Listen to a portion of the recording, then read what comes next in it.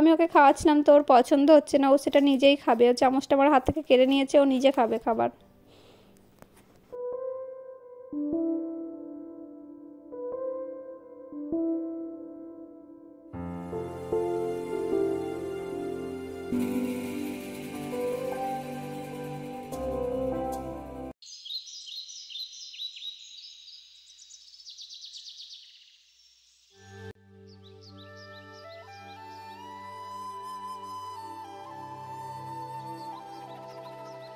Hello friends, আসসালামু আলাইকুম। আমি তানভি ব্লগসে তোমাদের সবাইকে ওয়েলকাম করছি নতুন আর একটা ভিডিওতে।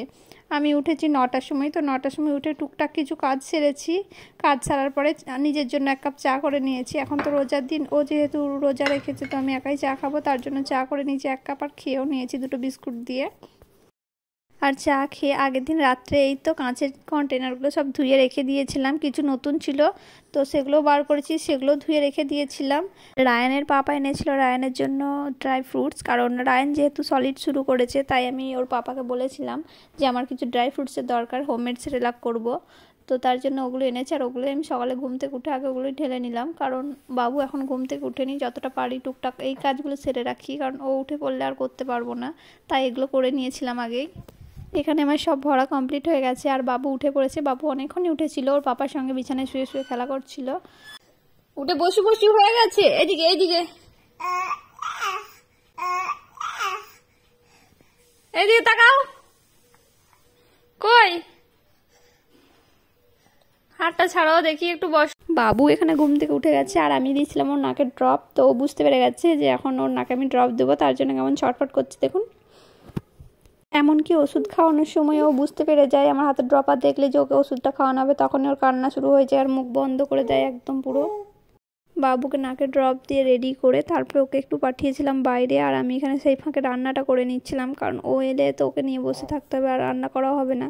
আর ও এখন যেহেতু সলিড শুরু করেছে, তো ও আসার পরে ওকে ওর খাবারটা দিতে হবে, আর ওকে খাওয়াতে আমার টাইম চলে যাবে, তাই যতটা পারি আগে থেকে রান্নাটা একটু এগিয়ে রাখি। এখানে আমি করছিলাম লাল শাক ভাজা। তো এই লাল শাক অনেক খুঁজে খুঁজে পেয়েছি জানেন তো, কারণ এই লাল শাকগুলো যেটা ভাত লাল হয়, সেই লাল শাক সহজে পাওয়া যায় না। অনেকে বলে এটা লাল শাক, ভাত লাল হবে, নিয়ে যান। তো নিয়ে আসার পরে দেখা যায় না, ওটা লাল শাক নয়, অন্য শাক। তো এবারে দেখছি যে না, ভাতটাও লাল হচ্ছে, অরিজিনাল লাল শাকটা পেয়েছি। আর অনেক দিন ধরে খেতে ইচ্ছা করছিল সজনের ডাঁটা, তো এই সময় সজনের ডাঁটা খুবই ভালো লাগে খেতে, আর এটা খাওয়া উপকারও এখন খুব। তো আমার হাজব্যান্ড ওটা খেতে চায় না একদমই সজনের ডাঁটা, তো আমি বলেছিলাম আমার জন্য একাই এনো, আমিই খাবো, তোমাকে খেতে হয় না। তারপর যখন রান্না করেছিলাম তখন কিন্তু ও খুব মজা করেই খেয়েছিল। আর বাবু আসার আগে আমি ওর খাবারটা রেডি করে নিয়েছিলাম, 2 পিস মিষ্টি কুমড়ো দিয়েছিলাম, প্রেসারে দিয়ে 2-3টে সিটি মেরে নিলেই হয়ে যাবে। তুমি 2 ঘন্টা কোথায় ছিলে? 2 ঘন্টা ঘোরা হয়ে গেল তোমার? 2 ঘন্টা? এই দেখো, এইদিকে তাকাও, তোমার 2 ঘন্টা ঘোরা হয়ে গেল? বলে এবার আমাকে খেতে হবে তো। আপনারা হয়তো লক্ষ্য করেছেন যে আমি বাবুর খাবারটা সেদ্ধ করলাম, পানিতে ডুবিয়ে করিনি আমি। তো আমি পানিতে ডুবিয়ে সেদ্ধ করি না, আমি একটা বাটির মধ্যে যেটা খাওয়াই ওকে সেটা দিয়ে দিই, তারপরে একটু প্রেসারে পানি নিয়ে ওই বাটিটার মধ্যে ডুবিয়ে দিই, দিয়ে সিটি মেরে নিই, মানে স্টিমে ওটাকে সেদ্ধ করি, কারণ এর উপকার একটু বেশি। পানির মধ্যে দিলে উপকারটা একটু কমে যায়, তার জন্য আমি পানির মধ্যে দিই না। আর সেদ্ধ করার পরে ওটা ভালো করে ছাঁকনিতে ছেঁকে তারপরে ওটাকে পেস্ট করে ওটাই খাওয়াই ওকে। আর এই তো বাবু খাচ্ছে আর পা দুলাচ্ছে, তো ওর এটাই স্বভাব, এইভাবে খেতে খেতেও পা দুলাই, আর আমার এটা খুব মজা লাগে। তো আমি ওকে খাওয়াচ্ছিলাম, তো ওর পছন্দ হচ্ছে না, ও সেটা নিজেই খাবে। ও চামচটা আমার হাত থেকে কেড়ে নিয়েছে, ও নিজে খাবে খাবার।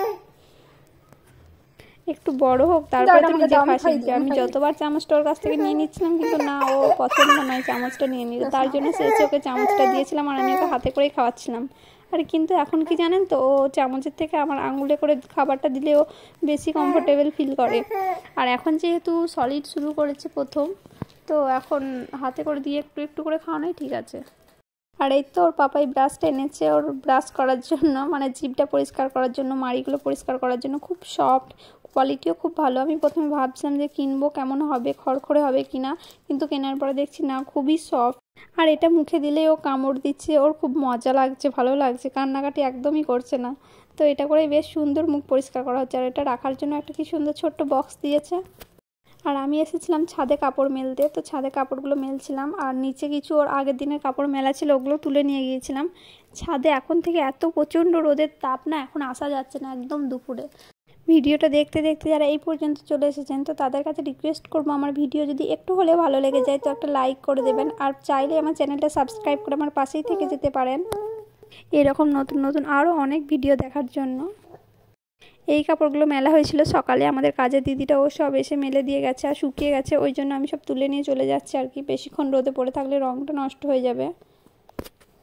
আজকে ওয়েদারটা একদম রোদ ছায়া ছিল, মানে প্রচণ্ড রোদ ছিল না, কিন্তু তাপ ছিল রোদের।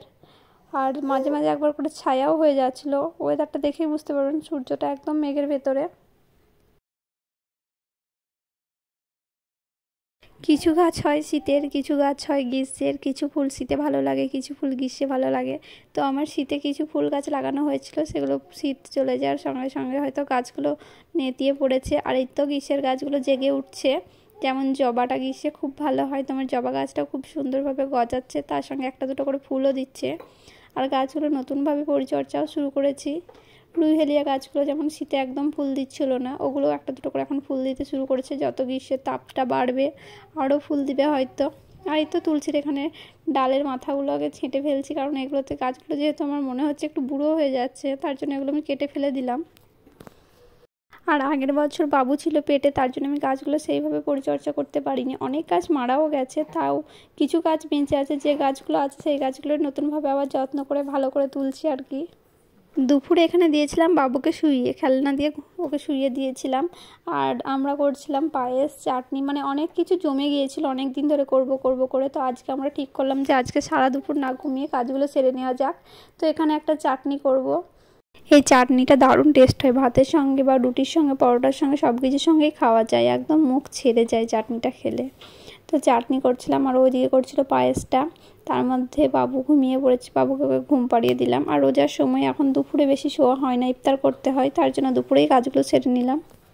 আর রায়ানের নখটা অনেক দিন ধরেই কাটা হচ্ছে না, ওর 2-3 দিন পর পরই নখ কাটতে হয়। তো ও ঘুমিয়ে যাচ্ছে, তখন হয়তো ভাবছি কাটবো, তখন আমিও ঘুমিয়ে পড়ছি আর কাটা হচ্ছে না। তো আজকে জেগে থাকতেই ভাবলাম যে কেটে নিই নখগুলো। আর এই ট্রিমারটা খুবই ভালো, নখ তো মানে কাটতে গিয়ে নখ তো ভালোভাবে কাটা হয়, আর আঙুল কাটার কোনো ভয় থাকে না, যতই নড়ুক না কেন। তাই ও ঝেঁকেছিল, তখনই আমি কেটে নিচ্ছিলাম ওর নখগুলো। আর ও দেখছিল এটা কী জিনিস, কী একটা শব্দ হচ্ছে, ভাইব্রেট হচ্ছে আমার হাতের মধ্যে, কী করছে। আজ ভিডিওটা এখানেই শেষ করছি। আর পরবর্তীকালে ভিডিওগুলো দেখতে চাইলে চ্যানেলটা সাবস্ক্রাইব করে পাশে থাকবেন।